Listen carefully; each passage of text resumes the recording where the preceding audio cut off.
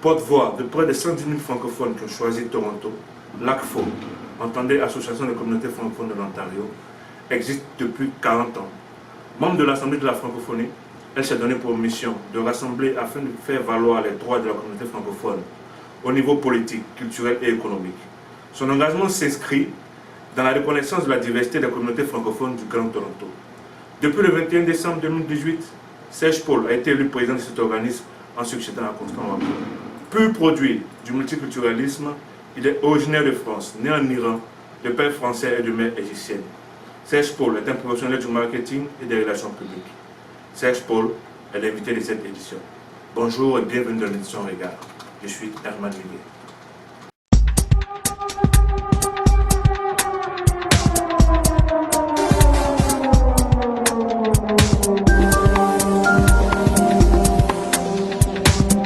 Bonjour, M. Serge Paul.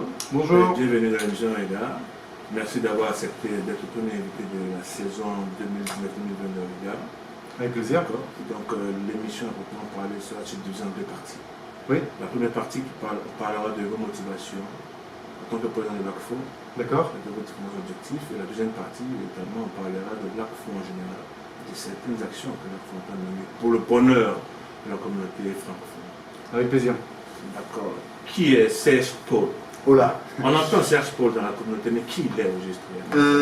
C'est juste un monsieur de presque 50 ans. Je suis marié, j'ai 4 enfants et j'ai immigré en Ontario à Toronto il y a 20 ans. Et puis ça va faire maintenant, je dirais 12-13 ans que je me suis impliqué dans la communauté francophone.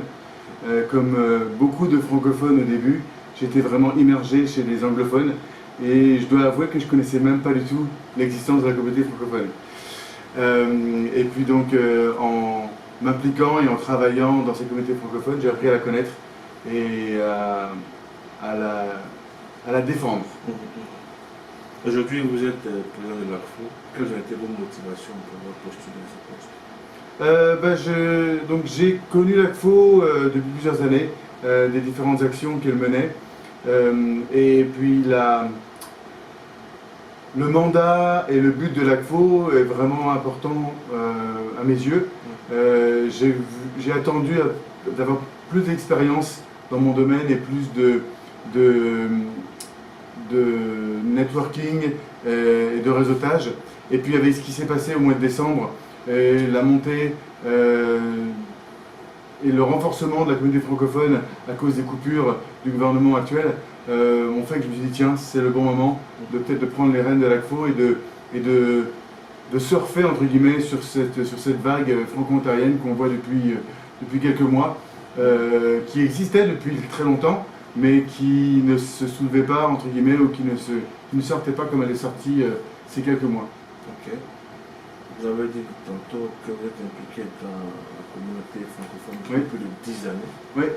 Donc, on va sentir que vous jouissiez d'une expérience certaine et enrichissante de cette communauté-là. Comment comptez-vous mettre à profit l'expérience, votre expertise au profit de l'ACFO? Alors, il faut savoir déjà que l'ACFO, la structure actuelle, n'a pas d'employés. On est juste un conseil d'administration, c'est juste des bénévoles. Donc il faut jongler et planifier notre temps afin de participer à des événements, montrer qu'on est là, écouter ce que la communauté a à dire, organiser des événements, ça prend beaucoup de temps. On a un petit peu d'argent, on va dire, pour faire ça, pas beaucoup. On est un petit peu aidé, mais le travail que j'effectue dans ma vie de tous les jours me permet d'assister à ces événements-là et de porter le chapeau aussi de l'ACFO quand il se doit et de montrer effectivement à différentes communautés qu'on est présent et que l'ACFO, qui est l'association des communautés francophones de l'Ontario à Toronto, va représenter toutes ces communautés francophones parce que vous le savez bien, la communauté francophone est énormément diversifiée. Il y a 62 pays qui se réclament de la francophonie mondiale. Donc 62 différentes cultures, 62 différentes façons d'être francophone. Donc c'est important d'aller essayer de les rejoindre tous le plus possible et de pouvoir leur dire ben voilà, on est là, on ne veut pas tous vous assimiler avec la même façon de vous voir, mais on veut tous vous représenter auprès des instances gouvernementales et municipales de la ville de Toronto. Avec votre réponse, on va de plein pied dans la deuxième partie. Parfait. Quel bilan à mi-parcours vous pouvez faire de votre élection? Quel bilan jusqu'à maintenant, si vous devez faire un bilan? Pour les gens qui me connaissent de façon virtuelle, je travaille beaucoup sur les médias sociaux, sur la visibilité, sur le marketing. C'est vraiment quelque chose... après la francophonie, c'est le marketing et la communication qui m'intéresse énormément. Donc j'ai déjà commencé dès le début à développer la visibilité virtuelle de l'ACFO sur les médias sociaux, à envoyer des informations aux personnes qui nous suivent. Pour donner un exemple, le compte Facebook de l'ACFO Toronto a pratiquement triplé au niveau de la membriété. On essaie d'être le plus actif possible, pas forcément pour avoir des membres et pour être regardé, on est gros, non, mais pour vraiment offrir des informations et des ressources à ces francophones-là qui, pour la majorité d'entre eux, vivent en anglais toute la journée, toute l'année, parce qu'on est en Ontario, et ça leur apporte des informations qu'ils n'ont pas forcément dans la vie de tous les jours quand on travaille en francophonie déjà, qu'on soit au gouvernement ou qu'on soit dans un organisme francophone de Toronto. Il y a beaucoup d'informations qui nous viennent déjà sans passer par l'ACFO. Nous, on essaie de viser les gens qui ne sont pas encore impliqués dans cette francophonie, qui sont intéressés par ce qui se passe, surtout avec les coupures qu'il y a eu l'année dernière, et qui veulent en apprendre plus et qui veulent s'impliquer. Quels sont les défis majeurs auxquels vous faites face et comment vous pensez pouvoir les adresser, ces défis? Alors, on a commencé un petit peu à les adresser. Un des gros défis, comme je l'ai dit tout à l'heure, c'est cette diversité. Diversité de culture et de nationalité. On a aussi un éclatement de cette communauté qui ne vit pas dans un quartier, comme le quartier grec, le quartier portugais, le quartier coréen, qui sont les quartiers les plus connus dans Toronto, ou les communautés, ou le quartier chinois, où les communautés se retrouvent suivant leur nationalité, on va dire. Maintenant, pourquoi? Parce que, comme encore une fois, il n'y a pas une nationalité française, il y a une communauté francophone. Donc on est lié par la langue et non pas par notre nationalité ou notre culture. C'est ça ce qui peut rendre un petit peu la difficulté de voir un quartier francophone, même si le downtown Toronto, le centre-ville, va regrouper beaucoup d'organismes francophones comme TFO, le Centre francophone, le Collège Boréal. C'est des endroits où on va retrouver un peu plus de francophones à ce moment-là et d'organismes francophones. Donc nous, pour pallier à ces difficultés-là, par exemple, on a commencé à assister à des événements de ces différentes communautés-là, en leur disant voilà, on est l'ACFO Toronto, voilà à quoi on sert, voilà comment vous pouvez nous utiliser. Des événements comme les levées de drapeaux, donc les levées de drapeaux d'Haïti, du Maroc, du Cameroun, de la Côte d'Ivoire. Donc vraiment, on a une liste d'événements déjà qu'on a mis en place où on va assister à ces levées de drapeaux, être là avec la communauté quand ils se réunissent pour cet événement-là important. On va assister à des événements qui sont organisés aussi par les associations culturelles, être là pour eux et puis les écouter. Chacun a différents besoins, dépendamment de cette culture-là. Donc pour l'instant, on en est à les écouter et à regrouper tous ces besoins pour pouvoir y répondre et pour pouvoir remonter ça après au niveau des instances gouvernementales et municipales. Okay. Le thème franco-ontarien, c'est un thème qui suscite apparemment beaucoup de polémiques. D'accord. Franco-ontarien. Certaines communautés francophones estiment qu'elles sont juste utilisées pour gonfler les chiffres statistiques. Ok. D'accord. Que pouvez-vous dire à ce sujet? Quel est votre point de vue là-dessus? Parce que d'aucuns disent que on est franco-ontarien pour certaines personnes, quand ça arrange, et quand ça ne nous arrange pas, on n'est pas franco. Voilà. C'est déplorable. Je trouve ça dommage. Je trouve ça dommage qu'il y ait cette exclusion, mais j'ai déjà entendu ça pour ma part. Même moi qui viens de la France, on m'a déjà dit tu es franco-ontarien d'adoption. Il faudrait toujours que j'ajoute ça, même si pour moi et pour les membres du CA de l'ACFO, franco-ontarien ou francophone, c'est quelqu'un qui parle français. Okay. Donc quelqu'un qui parle français en Ontario. Maintenant, c'est vrai qu'il y a eu des changements au niveau des statistiques. Si on regarde, j'ai ce petit document que j'ai sorti tout à l'heure, parce que en 2016, on comptait au niveau des StatsCan 63 000, 64 000 francophones à Toronto, dans la ville de Toronto, pas dans le Grand Toronto. Nous, on couvre vraiment le Grand Toronto aussi, donc Peel, York et puis Durham. Donc c'est vraiment tout ça. Si effectivement on prend cette Grand Toronto, il y a presque 100 000 francophones. Et si on prend juste Toronto, nous on va couvrir aussi les francophiles qui ne sont pas forcément première langue ou qui sont des alliés et qui vont aussi nous servir. Maintenant, on s'est rendu compte, il y a quelques années, que la façon dont les francophones étaient comptabilisés, c'était ce qu'ils marquaient sur leur feuille de recensement, où s'ils marquaient français première langue, ils étaient à ce moment-là considérés comme francophones. Mais maintenant, si on prend l'exemple, je sais pas, d'une famille sénégalaise qui va parler le Wolof et le français à la maison, ben, ils vont marquer peut-être autre langue en première langue et le français en deuxième langue. À l'époque, ils ne seront pas considérés comme francophones ou franco-ontariens, on va dire, donc parlant français en Ontario. Je veux vraiment répéter ça parce que pour moi, je ne veux pas qu'il y ait de confusion. Un francophone, pour moi, c'est quelqu'un qui parle français en Ontario. Donc il y a eu, on appelle ça la DIF au niveau statistique, et c'est la définition inclusive de la francophonie qui a voulu intégrer, outre les personnes qui parlent français comme langue maternelle, celles qui n'ont ni le français ni l'anglais comme langue maternelle aussi, mais qui le parlent quand même à la maison. Pas pour booster ces chiffres comme parfois certains le disent, parce que c'est vrai qu'on a besoin de montrer qu'on est fort et qu'on est présent et qu'on a une force en fait, comment on appelle ça, statistique, mais au niveau des individus, parce que les chiffres en Ontario c'est important, ça fait bouger les gens. Donc c'est pour montrer effectivement que même si on parle Wolof à la maison, mais on va parler aussi français, que les écoles francophones sont aussi présentes et sont là, et sont peuplées d'étudiants qui sont soit 100% parlant français à la maison, soit de parents anglophones, mais l'enfant parle très bien français et qui veut développer son français et que pour lui c'est important. Donc inclure tout le monde, ça permet de ne pas exclure certains qui veulent être inclus quand même. Donc je préfère moi cette définition d'inclure tout le monde. Si certains veulent s'exclure de là, ils ont tout à fait le droit. Je déplore par contre ceux qui les excluent sans leur demander. Juste par un exemple qui m'avait frappé, une maman qui me disait que son enfant se plaignait de temps en temps parce que dans les livres scolaires qui parlent de franco-ontarien, de l'histoire franco-ontarienne, il n'y a pas encore de noir. Et lui, il était noir, et il dit « mais ça veut dire que je ne suis pas ». Donc elle était très gênée et à expliquer ça à son enfant.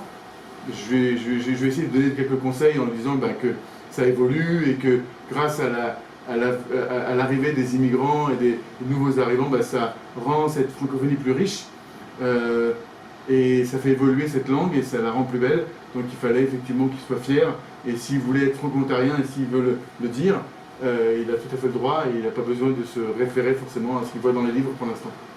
Donc en résumé ce que vous dites, quand on parle de franco-ontarien, il faut voir francophone et francophile. Oui, tout à fait, exactement. Et il y a beaucoup de francophiles qui se sentent honorés d'être considérés comme franco-ontariens. C'est assez intéressant de voir cet aspect-là, et que beaucoup de francophiles cherchent vraiment à avoir des ressources en français, à parler en français et de vivre de plus en plus en français. C'est un peu exotique, mais c'est aussi économique, et c'est aussi l'amour de la langue française en fait. Il y a beaucoup, nous on prend ça comme un acquis parce qu'on a ça depuis la naissance et on le parle tous les jours et on ne se rend plus compte, mais les gens qui n'ont pas l'occasion de leur parler, le plus souvent ils peuvent en parler, le plus ils sont contents et ça leur donne beaucoup de joie. Dans les dossiers prioritaires de l'ACFO, j'ai noté un point important qui me paraît très important, qui est le quartier francophone, concret.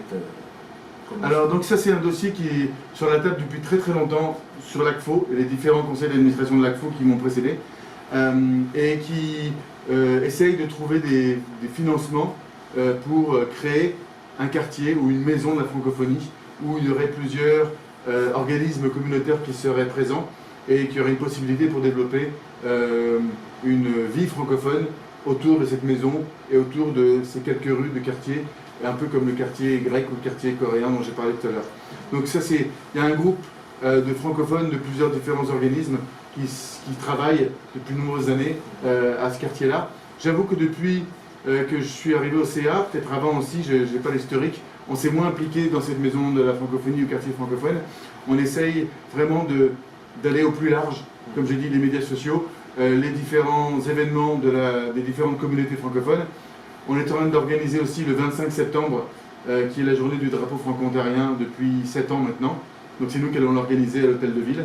Et aussi à Queen's Park, en collaboration avec notre, on appelle ça, notre vaisseau mère, on va dire, un peu comme Dark Vader, dans La Guerre des Étoiles. Donc c'est l'AFO, l'association l'Assemblée des Franco-Ontariens, qui est sur Ottawa, et qui, elle, organise aussi une levée de drapeau à Queen's Park le même jour, à 10h.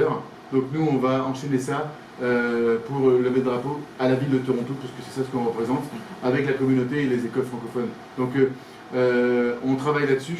Et puis, en même temps, avec d'autres ACFO régionales, parce qu'il y a des ACFO à Sarnia, à Windsor, à London, à Durham, à York et à Hamilton, on travaille sur un projet qui s'appelle Bonjour Welcome. Ça, c'est aussi une de nos priorités, qui va développer et mettre en avant la force économique du français. Et mettre en avant donc les organismes et les entreprises qui sont capables et qui veulent, et qui le font d'ailleurs maintenant, servent leurs clients en français aussi. Si on va voir un docteur, un garagiste, un boulanger ou même un restaurant, et où il y aurait des serveurs, où il y aurait des gens qui peuvent dire bonjour, comment allez-vous, comment je peux vous servir.